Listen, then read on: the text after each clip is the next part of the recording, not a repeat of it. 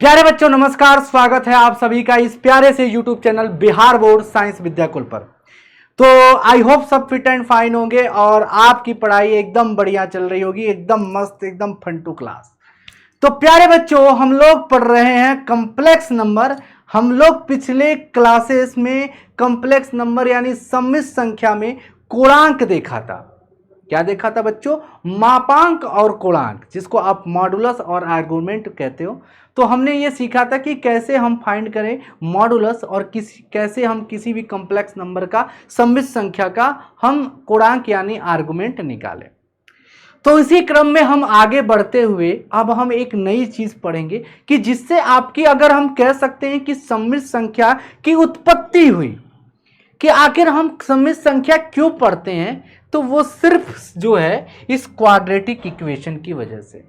हमने कक्षा 10 में क्वाड्रेटिक इक्वेशन पढ़ा था, क्लास 10th में हमने द्विघात समीकरण पढ़ा था, और वहां पे हमने देखा था कि जब d का मान, जब सिद्धाचार्य रूल लगाते थे और d का मान जब नेगेटिव आ जाता था, ऋणात्मक आ जाता था, तो हम यही कह के आगे बढ़ जाते थे कि ये इमेजिनरी रूट है, ये काल्पनिक संख्या है और इसका हल नहीं निकाला जा सकता है, और हम आगे की तरफ बढ़ जाते थे। वहीं से शुरुआत हो जाती है तुम्हारे सम्मिश्र संख्या की। तो हमने पिछले कई क्लासेस में सम्मिश्र संख्या के बारे में बताया, आई का मतलब बताया इसमें, उसके बाद मापांक और कोणांक बताया। अब तुम्हारी बारी क्या है? क्वाड्रेटिक इक्वेशन की है प्यारे बच्चों। तो क्वाड्रेटिक इक्वेशन, अब थोड़ा सा मैं अगर बात करूं कि अगर तुमने ये चीज तो सीखा ही है प्यारे बच्चों कि जो कॉम्प्लेक्स नंबर होता है, हमने क्या सीखा भाई? Complex number, complex number, complex number. Complex number को आप हिंदी में कहते हो सम्मिश्र संख्या। क्या लिखते हो भाई? सम्मिश्र संख्या। क्या लिखते हो भाई? सम्मिश्र संख्या, सम्मिश्र संख्या, सम्मिश्र संख्या आप लिखते हो। बोलोगे हाँ जी। तो सम्मिश्र संख्या आपने किस रूप में लिखा था? ये क्या होता है? अगर थोड़ा सा मैं आपको बता दूं तो a प्लस आई बी के रूप में लिखा गया था। a प्लस आई बी के रूप में लिखा गया था प्यारे बच्चों, जिसमें a जो था वो आपका रियल पार्ट था, मतलब वास्तविक भाग जिसको कहते हो वो था। क्या था? वास्तविक, वास्तविक भाग, वास्तविक भाग। ठीक है। और इसमें जो बी था वो इमेजिनरी पार्ट था बच्चों। क्या था? इमेजिनरी पार्ट यानी काल्पनिक भाग। क्या भाई? काल्पनिक, काल्पनिक, काल्पनिक भाग, काल्पनिक भाग था। ये सारी बच्चे लोगों ने सीखा है, इसको कैसे जोड़ा जाए, कैसे घटाया जाए, मतलब इसके सारे चीजों को आप लोगों ने सीख लिया है।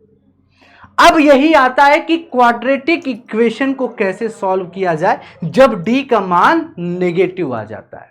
तो आपको मैंने इसमें यह भी बताया था कि अगर आपको याद होगा, तो याद तो होगा ही कि रूट में अगर -1 आ जाता है तो i होता है। उसको हम क्या लिखते हैं प्यारे बच्चों? i लिखते हैं। और ये बात आपको रिमेंबर करनी थी, ये आपको बात रिमेंबर करनी थी कि रूट में -1 आ जाए तो इसको हम लिखते हैं प्यारे बच्चों आई। क्या लिखते हैं? आई। आई का मतलब यहां पे क्या होता है? सारे बच्चे यहां पे कमेंट करेंगे। आई का मतलब यहां पे क्या होता है मेरे भाई? आई का मतलब क्या होता है? लल्लू लल्लू लल्लू, आयोटा होता है। ठीक है, बहुत बढ़िया। चलिए अब आगे बढ़ते हैं। अब एक सवाल देखते हैं और इस सवालों को हम लोग सॉल्व करते हैं। अच्छा ये भी बताइए कि अगर आपका जो समीकरण आपने कक्षा 10 में पढ़ा होगा ax² plus bx plus c के रूप में होता है, और अगर आपको हल निकालना होता है, इसके रूट निकालने होते हैं, तो आप श्रीधराचार्य का प्रयोग करते थे फॉर्मूले का। तो वहां सबसे पहले आप प्रयोग करते थे, d निकालते थे। क्या निकालते थे? d। तो d निकालने के लिए फॉर्मूला क्या है? b² - 4ac। ठीक है। इसके बाद आपके दो रूट निकल जाएंगे यहां से। एक होता है अल्फा, अल्फा निकालने के लिए -b और प्लस √d अपॉन क्या होता है भाई? 2a। बोलो बात समझ में आ रहा है? फिर यहां से आप एक बीटा मान निकालते थे, -b - √d अपॉन क्या होता है? 2a। बोलो बात समझ में आ गया? ये दोनों बात आप सबको समझ में आ रही? क्या आपको फॉर्मूला याद हो गया? अगर नहीं याद था तो एक बार जल्दी से यहाँ पे आप देख सकते हो। अब हम बढ़ते हैं आगे की तरफ और समझने का प्रयास करते हैं।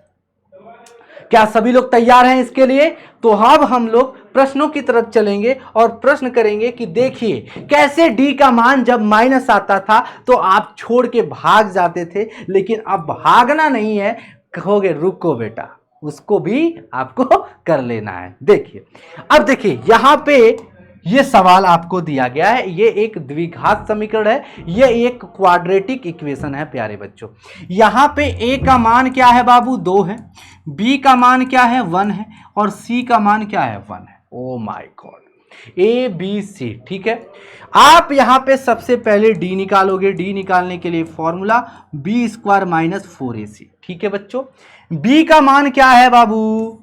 बी का मान 1 का वर्ग माइनस 4a, ए का मान 2, सॉरी ए का मान 2 h, और सी का मान 1। तो यहाँ से डी का मान जो आएगा वो क्या आएगा? जल्दी से सारे बच्चे यहाँ पे कमेंट करेंगे, ये ए इक्वल टू का साइन होगा ना। चलिए बताइए, सारे बच्चे कमेंट करेंगे 1 माइनस 4 दूनी 8, यानी डी का मान क्या आ गया? -7 आ गया। डी का मान -7 आ गया। प्यारे बच्चों डी का मान क्या हो गया? -7 आ गया। अब क्या करोगे? सारे बच्चे यहाँ पे घबराए हुए हैं। अब ये तो वही चीज आ गया जो हमने सीखा था सर, वही तो हमने सीखा था सर। अब क्या करेंगे? ये तो कहेंगे ये तो काल्पनिक संख्या आ गई। डी का मान जो हो गया, डी का मान जो हो गया लेस देन 0 हो गया। डी का मान जो हो गया 0 से कम आ गया। डी का मान 0 से कम आ गया। अब इसमें हम करेंगे तो करेंगे ही क्या करेंगे? अब डी का मान जब 0 से कम आ गया तो अब हम क्या करते हैं भाई? अल्फा और बीटा पहले निकालो तो सही, निकालो तो सही। अल्फा बराबर हमने निकाला -b plus √d upon 2a होता है। चलिए आगे बढ़ते हैं और इसको सॉल्व करते हैं। तो अल्फा का मान क्या आएगा? बी का मान क्या है प्यारे भाई? 1, यानी -1 हो जाएगा, अब प्लस √d, डी का मान क्या आया? -7 आया। घबराना नहीं है, रूट में -7 अपॉन 2a, ए का मान कितना है? 2, 2 गुणे 2।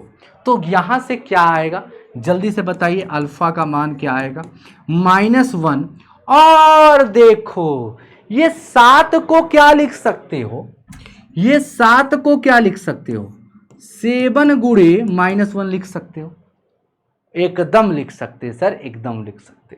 अपॉन 2 दूनी 4। तो अल्फा का मान यहां से क्या निकल के आएगा?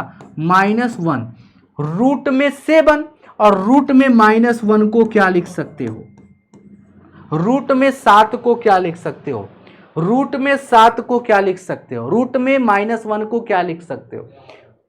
आई लिख सकते हो। बस इतना सा लॉजिक था, सवाल आपका सॉल्व हो गया कि रूट में -1 जो लिखा है उसे आई लिख देंगे और अपॉन क्या हो जाएगा? 4। और सेम प्रोसेस के साथ आप बीटा भी निकालोगे।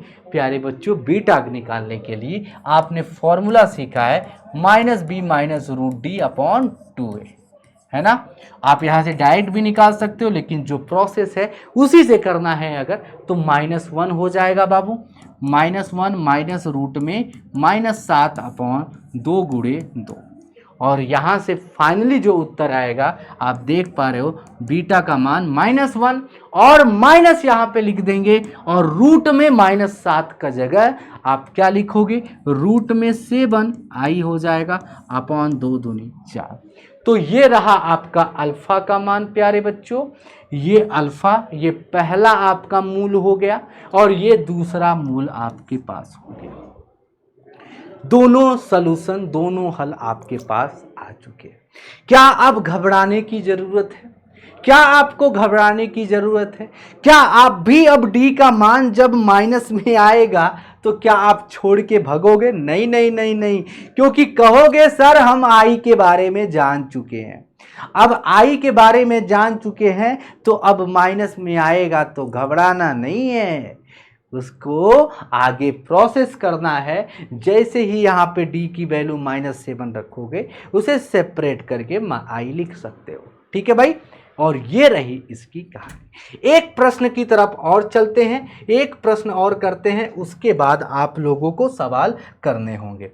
जैसे ये सवाल आपके पास दिया हुआ है ना बाबू, तो ए का मान क्या दिया हुआ है, √2 दिया हुआ है प्यारे बच्चों, और बी का मान क्या दिया है, 1 दिया है, सी का मान क्या दिया है बाबू, √2 दिया है। बात समझ में आ रही है? तो यहां से डी का मान क्या हो जाएगा, बी स्क्वायर माइनस 4ac हो जाएगा।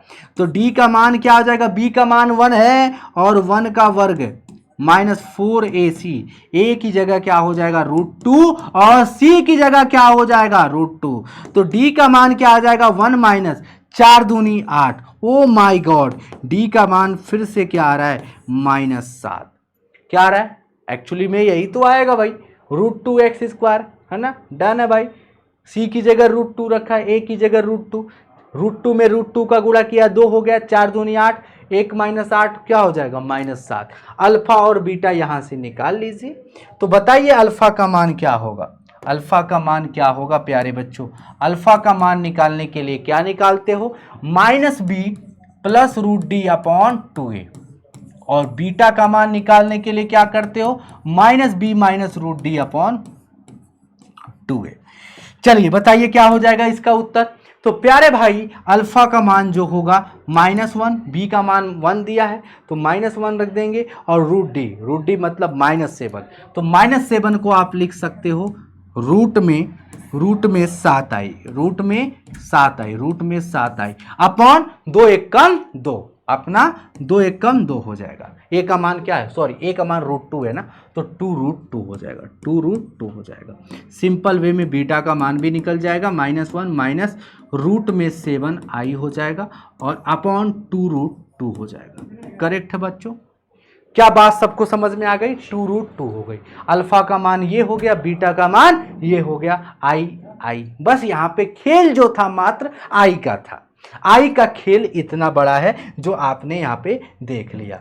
अगर आपको बात समझ में आ गई तो जल्दी से बताइएगा कितने बच्चों को पूरी तरह से समझ में आ गया है कि अगर क्वाड्रेटिक इक्वेशन को सॉल्व करना है, अगर डी का मान माइनस में आ जाता है तो उससे घबराना नहीं है, अब उसको भी सॉल्व करने आ जाना है, मतलब आपको आता है अब, है ना।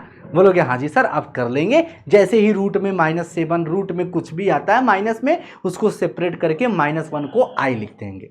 ठीक है भाई, अगर आपको बात समझ में आ गई तो इस प्रश्न का हल आप लोगों को करना है। और कैसा क्लास लगा, क्या आपको समझ में आ गया, तो जल्दी से ज्यादा कमेंट करिएगा, ज्यादा से ज्यादा कमेंट करिएगा और लाइक करिएगा और इसको शेयर कर दीजिएगा।